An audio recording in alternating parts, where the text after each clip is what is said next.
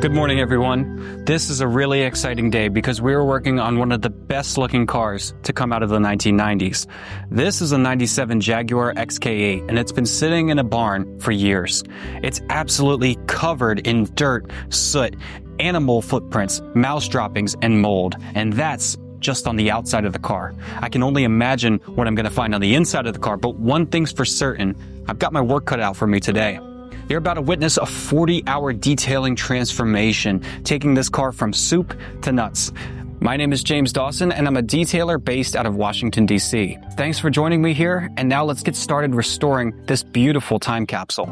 As with any detail, let's start by cleaning the wheels. This is just an initial sweep, and I'm not concerned about perfection yet.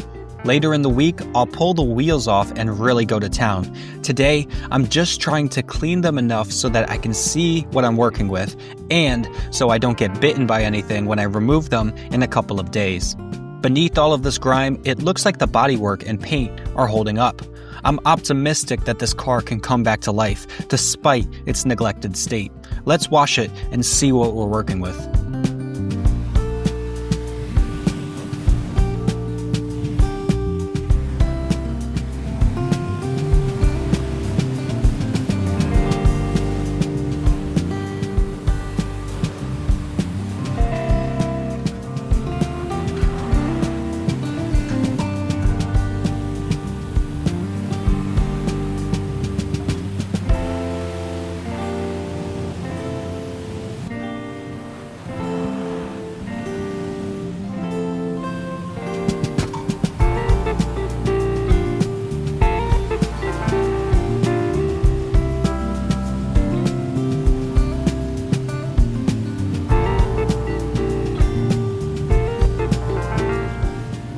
This was far and away the most satisfying power washing session I've ever had. I also should mention, if you live near DC and want me to come work on your car, shoot me an email at james@dawsonsdetailing.com or go to my website in the description. I'd love to work with you.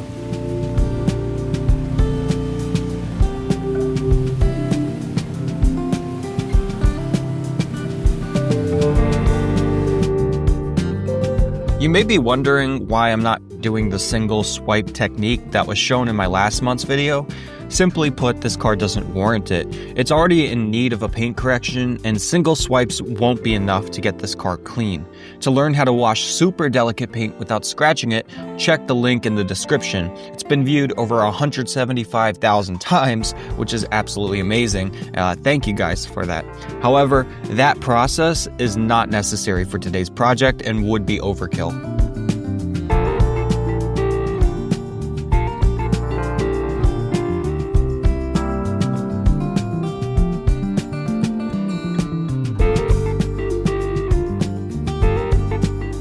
Now, do you see those purple streaks? That's embedded iron particles being dissolved with a sodium thioglycolate solution, and it turns purple as it reacts. It smells absolutely horrible, like rotten eggs, but it's super effective on iron. It can also double as an excellent clay lube, but not as an excellent cologne.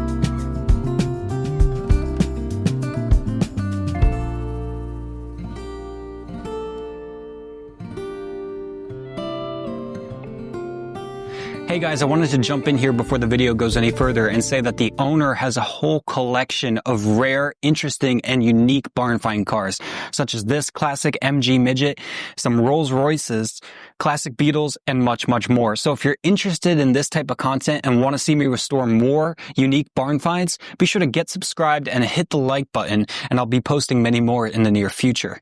Now, let's get back to the Jaguar. At the end of the first day, I got ready for polishing. The darker the environment, the better, as you can isolate your light source. Plus, you feel a little creepier, which is nice. Polishing is where a detailer can really showcase their skills, and it's my favorite part of any detail, as you get to see a glimmer of what the car might look like when it's done.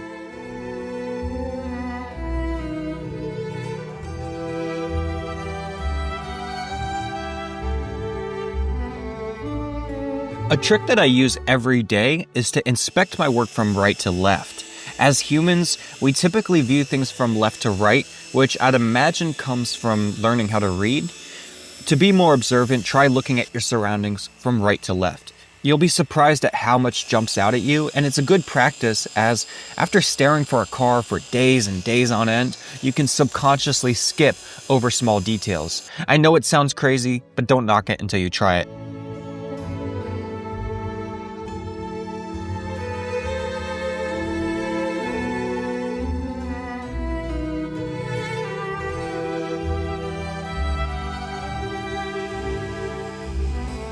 Here, the paint tells me that it needs a thorough compound and a multi-stage polish. If you're curious, here's the formula that worked for this car. I spent about 12 hours correcting the paint. It's by far the most time-consuming and skill-intensive parts of any detail, but also by far the most rewarding.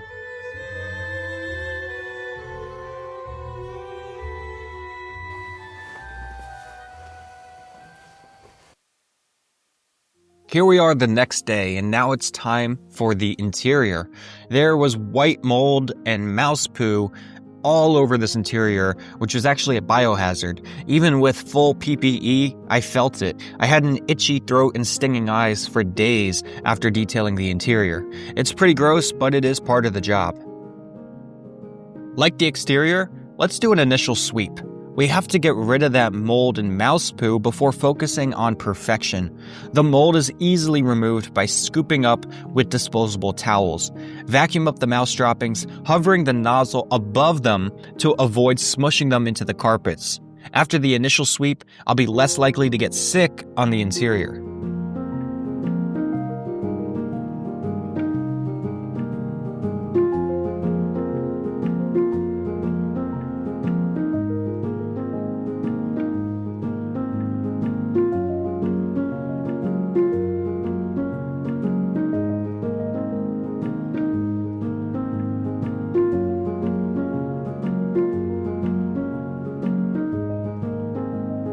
I'm also using a backup set of gear for this job, so don't roast me for my steam cleaner looking so raggedy. I've had it for like 8 years now, and it was a cheap unit while new, but it still does the trick for really disastrous cars where I don't want to contaminate my nice tools for obvious reasons. I also wear gloves to avoid needing hand transplants after the job is through.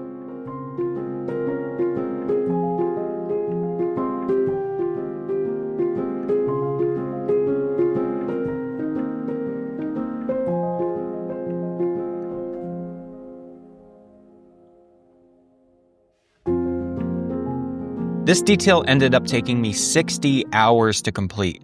If you've never taken on a project like this, it can be very daunting. 60 hours of exhausting scrubbing, buffing, crouching, and contorting during a 100-degree Maryland summer can be extremely overwhelming. Proper hydration and nutrition are not really optional, and I focus on tiny tasks to cross off the list. For example, I'll take something like the fan dial, and then I'll spend 3 to 4 minutes making it absolutely perfect. Then I won't think about it again until I'm doing my final inspection. Crossing small wins off the list will keep your momentum moving forward, and your progress will distract you from the colossal task that still lies ahead of you.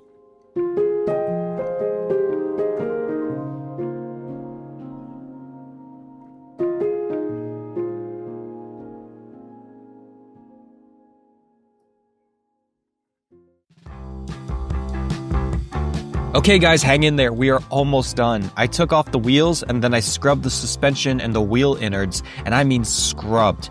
Each wheel took me about an hour to remove the baked on corrosion, and while they weren't perfect, they certainly were night and day. The purple substance you see is the same iron dissolving solution you saw earlier. The links to every product I use, even though I'm not affiliated with any brand, are all linked in the description below.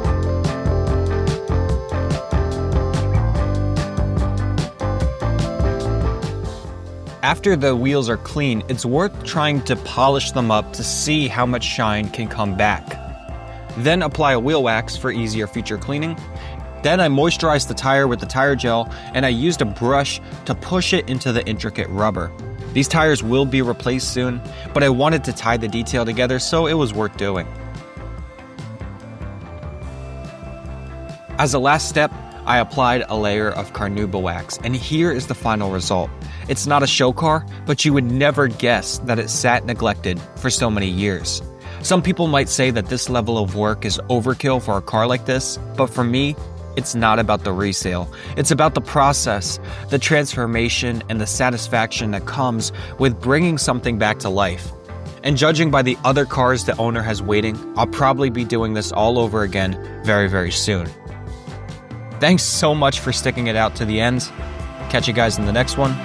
Peace.